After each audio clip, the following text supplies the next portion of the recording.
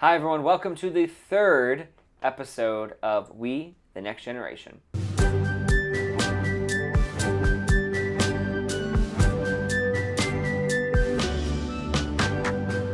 My name is Ethan McKellar and I'm the host. And today's show is really exciting because we are chatting with a Pace University student, Allura, who is also a psych major, which is really cool because she's going to give us an insight on kind of maybe why people are thinking, both in Gen Z and other generations, what they're thinking about the election and how they're approaching both candidates and their campaigns. We're also going to obviously see Gianna again out there interviewing people in Washington Square Park. We have some great interviews that she did for this week.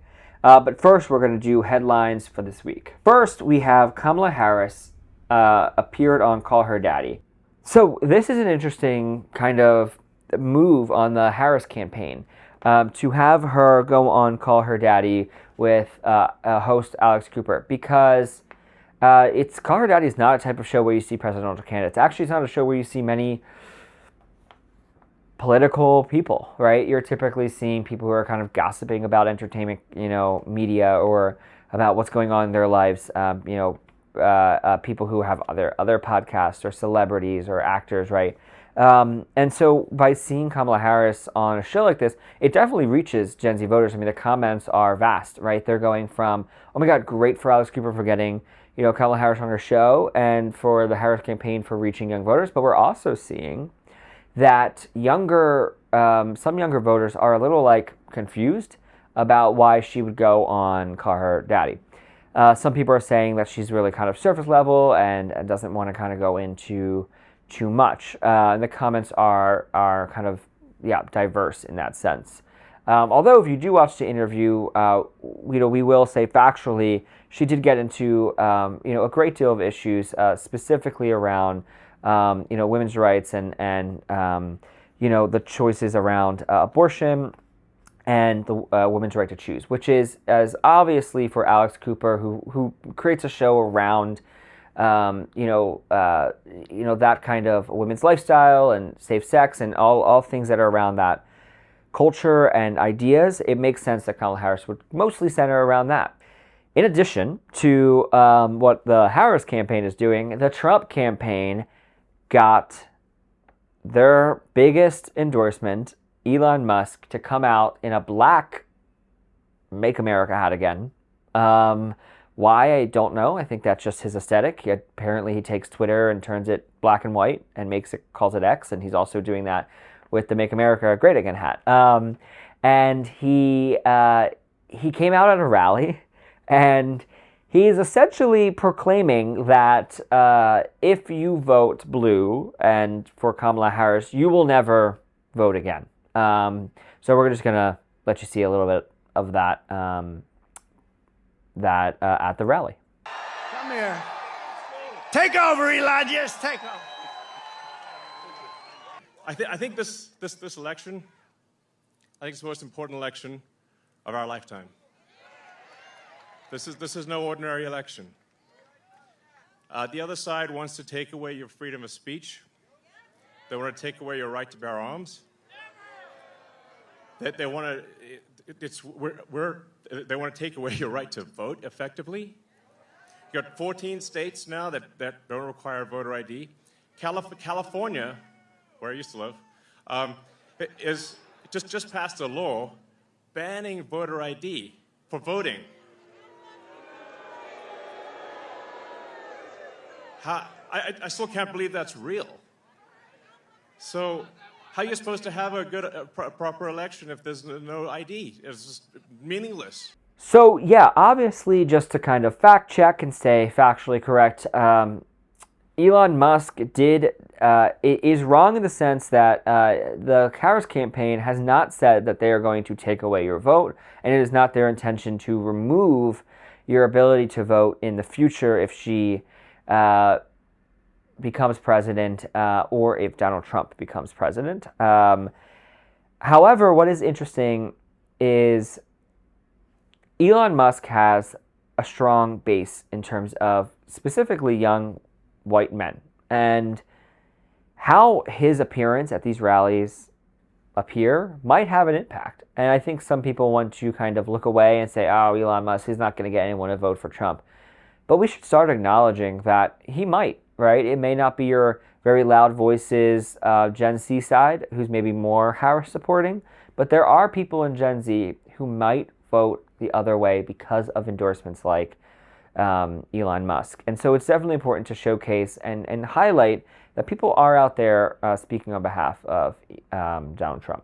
So, and then obviously, of course, another thing that we want to mention is that this week, our episode coming a couple days after, but this week is the anniversary of 1 year of when Hamas attacked Israel and started not only a years-long war, but in Israel, but also has ignited Israel's attack on Palestine and the Palestinian people, and now as well countries surrounding. And what we see is that there is an extreme amount of attention on this with Gen Z voters. Gen Z voters care about what's happening there, and we're still interested to kind of hear more about what each candidate will do, not only for older generations and their more belief, maybe focus on Israel's side, but also Gen Z's kind of strong belief that Palestine should be focused on and cared about in this conflict. All right, so now we're going to go to our conversation with Allura, and we're going to talk about generational divides in this election. You know, we chatted a little bit before about your background and why you're here in New York, but I would love for you to tell everyone what you're currently up to and doing here in New York. Well, I'm originally from Texas, so New York is a big jump. My dad lives up here. I always enjoy it, and it's just a place where I always feel at home. I'm surrounded by nature, by cityscapes, and there's so much opportunity, so I had to jump on that. Yeah, cool. And so you're a student here. You attend Pace University, right? Mm-hmm. Cool. And what are you studying currently? Right now I'm studying psych, Mm-hmm. so I'm excited to see where that goes. Mm-hmm. I'm super interested. Right. And why did you choose that, like, kind of right at this current moment, that major, that career path? I've always been interested in human behavior and just the way that we function and why we do. It just has always been interesting to me. So I want to study that, kind of understand people more. Great. Yeah. And I think, so the reason that we found you was because Gianna, who's our field reporter, interviewed you. And it was so interesting because it's your first election, and I think we voting, and we were really excited about how excited you were, but also kind of understanding the weight of your vote. If you don't mind me asking, are you voting in New York, or are you going to vote in your Texas? I'm going to do a mail-in ballot for Texas because I feel like that's where my vote will matter the most and it will make the most difference. Right. Yeah. It's kind of interesting, right? Like people that go to Pace in New York, a lot of people that even live in New York, maybe out of college, do absentee because they do kind of feel like their voice or vote might have a bigger impact. But today we're here to talk about the generational gap between kind of what our generation is experiencing with this election and the older generations are experiencing, right? This kind of what they're looking for versus what we're looking for.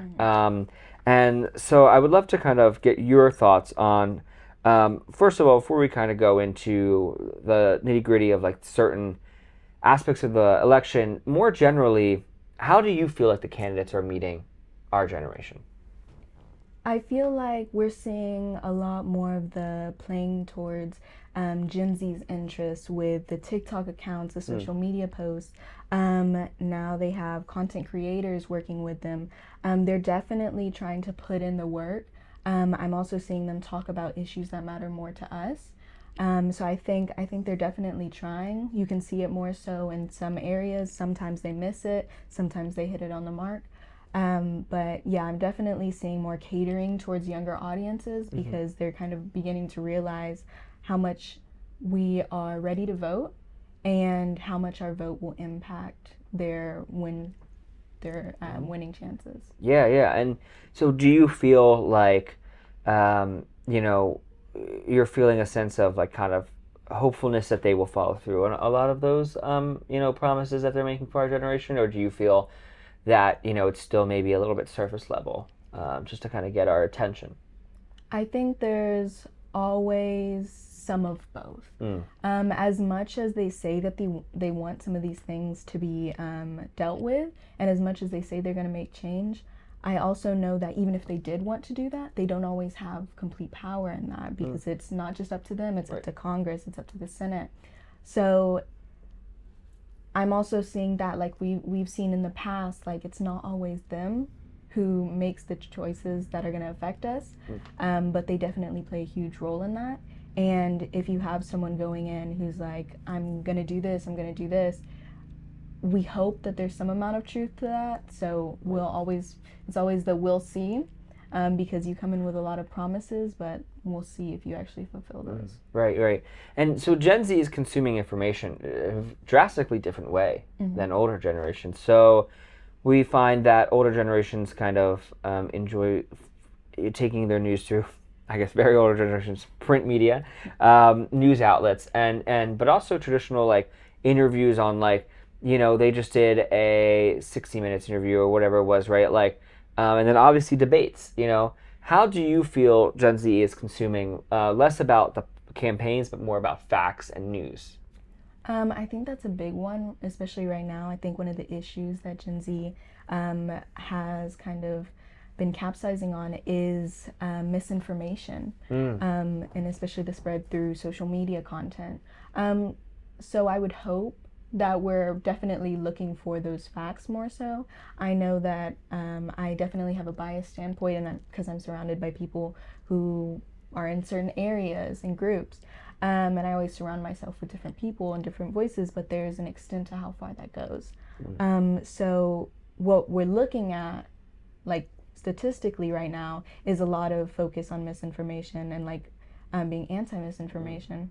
But I have also seen a lot of interest in like the debates, which kind of begins to surprise you a little bit because it's the consumption of like short form content. But I've seen so many of my peers and colleagues watching these debates like through the whole thing, and like focusing and holding on to every word that's said. So I think it's definitely something that I feel like is kind of a connection between us and some of the older generations. Because I also think that like if your parents had these debates on, you're watching with them and it just kind of grows. But I definitely do feel like there is still some of that divide because we are consuming information through like Instagram and TikTok and social media platforms like that. So I think there's also that divide. Yeah, I agree. I think that the interest in debates have been still so powerful. Like debates really do still have an impact on the election, and have an impact on people do watch them. It's pretty crazy still that that's kind of been something that's been around in the 60s. I think it's Nixon, right, did the first one with JFK or whatever it was, and that's kind of grabbed people's attention. Do you feel like a lot of that is also based on like where people screen grab or clips of those debates and sounds from that debates and use them as like TikTok trends and stuff like that? Do you feel like that also has an impact on the election? And do you feel like that is deferring from the point? And do you think that's kind of deterring kind of actually getting to the point of what, like what, for example, what I'm asking is, do you think that when people take these like memeify these debates, these speeches, do you think that kind of goes against the goal of these campaigns? I think it's kind of a mix. Once again, I don't think there's like a straight answer always. Right. I mean, like we saw with you fell out of a coconut tree, you missed the context of, the context of which came before. But you're missing what she was saying before then. So it's like that memification. But I think at the same time, that got a lot of people interested in like, what is she saying? And then they would search that, or and it brought a lot of attention to her. So people actually did go and research her policies. So I think it's consumption through a different lens. And I think that's another thing that differentiates us from some of the older generations. And I think that's what some of them fail to recognize. And it's like, just because we see it in a different way doesn't mean we're still not invested. Right. And I think that's the biggest thing that kind of becomes like a barrier. Right, totally. All right, so we're going to be right back from this interview with Allura, and we're going to go to Gianna Joyce, who's out in Washington Square Park chatting with young voters. Hi guys, we're here again, back at Washington Square Park to get real with G. What's your name? Rico. Rico. Oh, slay. Okay, and what generation are you a part of? I think Generation Z. Yeah. Yeah. Talk to him. Talk to him. And as Gen Z, like, how do you feel about the political landscape right now? Like, what's going on in the world? Woo! Can I cuss on here? Yeah, live your truth. Bitch is fucked. Like, we're fucked. Like, at this point, like, I don't know what the fuck is going on. The world is crazy nowadays. So, yeah, that point. Period. We're gonna play like one cute little game. Okay. I'm gonna give you a couple names. All right. Give me an emoji that makes you think of these names. Okay. So Kamala Harris. What emoji? Oh, the queen crown? Yes. Yeah, crown emoji. Yes. Cleared. Yeah. Okay. When you think of climate change, what emoji? Bitch, like, mind blown. The mind blown emoji. Ooh, that's actually we got that one. Okay, slay. And then number 3, Donald Trump. What emoji? Woo! The trash can. Basura. And if you could describe Gen Z in what word, what would you choose? Oh, you go first. Goofy. That's a good one. Real goofy. Some say this is 2 words, but I think it's 1. With it. With it. With Yeah, it. that's 1 word. Gen Z, how do you feel about your approach to the election and the current political state right now? Oh shit, you had to throw us a curveball, huh? didn't you? Just a little You bit. can go first, Sabrina. Okay. Definitely, this is the first election that I can vote in, so I'm definitely feeling like I should. Yeah. Feeling that pressure, but I definitely like need to do so much more research about like all of the other like for the Senate and like whatnot. But yeah, no, definitely I need to register like now. You're not registered, I girl. know. Vote.org. Lock in. I will. Okay, period. I believe you. Are you And- sponsored? No, I'm not. I wish. Word. Vote.org. Okay, I would say okay. So here's my issue with voting. I haven't voted since. Well, obviously I haven't voted since 2020, but I have a little issue with voting because I just feel like my vote doesn't really work in terms of either state I'm from. I grew up in California. I've been living here the past 6 years, and it's just they're always going to be blue every time. Every single time it's going to be a blue state, and I really don't see the point in voting unless I'm like one of the 60,000 people in Pennsylvania deciding the election. You know what I mean? Yeah, I know. Now, I think electoral college is a good idea, but in terms of states that have literally always been blue the last 60 years or always been red, I'm finding it hard to find the reason to vote.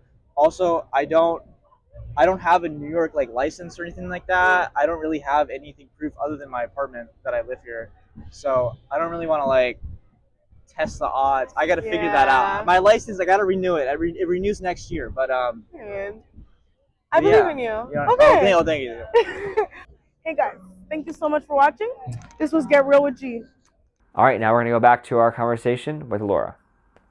Now, also what we're finding is that these campaigns are struggling to meet Gen Z voters. We obviously saw that. That was, as you already mentioned, that was a group that they need to get. And in the last couple weeks, we have seen it stretch to meet them. They've been going on podcasts. They've been doing, stuff like that. I've seen things of Kamala Harris, kind of just like literally clips of her just meeting Gen Z people, and they're like, hoping that gets out there. I think there's just like videos of her being like, "I love Gen Z. I love Gen Z." It's kind of funny. Do you feel like what they're doing with the podcast, the going on a more of a ground level, works? And what do you say to the people that say that they're not getting deep enough in those podcasts, those memes, or those Instagram posts, TikTok posts?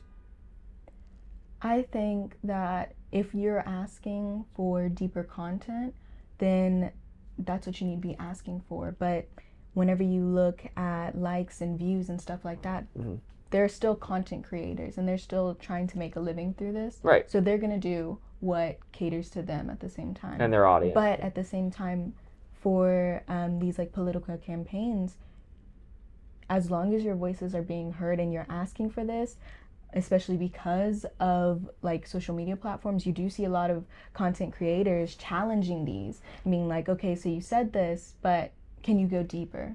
Like for abortion topics, like how far are you willing to go? Like what is your limit? And I feel like it kind of pushes politicians to have to answer. And then sometimes you'll have content creators who do go on and be like, but how? And how are you going to enforce this? What does it mean to you? And so because of that, you'll get more of that depth in their views. And I think that especially because they are going to talk to like these content creators, I do think it does get their voices heard a lot more, because a lot of the time that's where we get our news, from these creators. So by doing that kind of shows that resonation, or you get to see that tie together. And it's like, yes, I watched this this content creator, and now I'm seeing this political candidate associated with them. Why is that? What do they stand for? And so it kind of gets that. Right.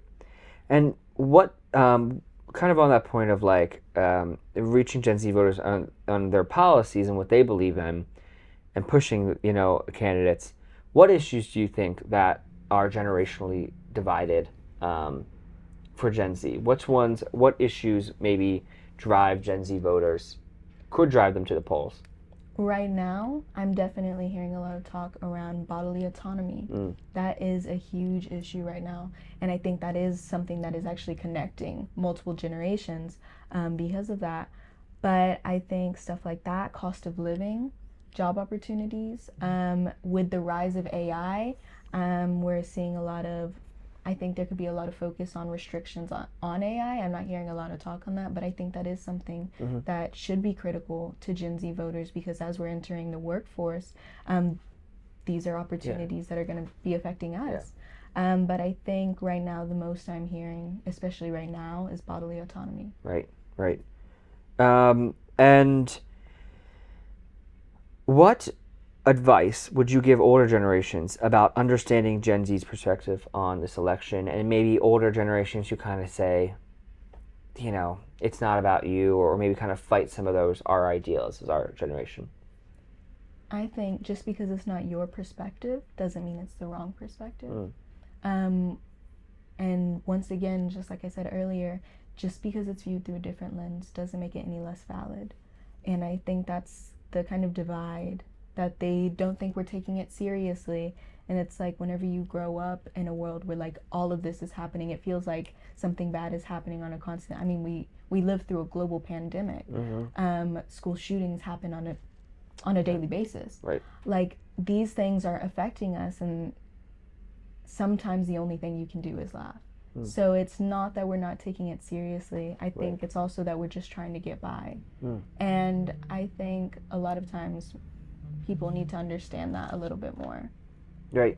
And when we look at some of these issues like gun control and things that older generations maybe don't have an understanding about, how do you think that candidates reach voters in different demographics in Gen Z? So for example, we know that there are, Republican Gen Z, that they do exist, right?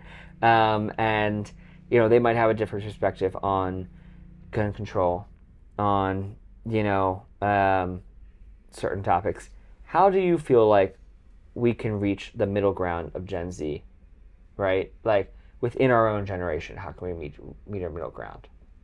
I think there's always an extent to how far middle ground can go, especially if you're on opposite scales of the spectrum, to the point that nothing will appease either side. Right. If you do really go to the true middle. I think it will always be a majority, some, but there are things that we can work on, and by starting at some point, we can build off of that. And I think that's something that I think we've kind of struggled as a generation, is like, we expect a little bit of that, like we need to like work on this, and it's like, yes we do, and this should have been done a while ago. Like, we should have like climate change regulations, like regulations on like oil companies and stuff like this, but you have to start somewhere. you can't expect to just cross the finish line. Right.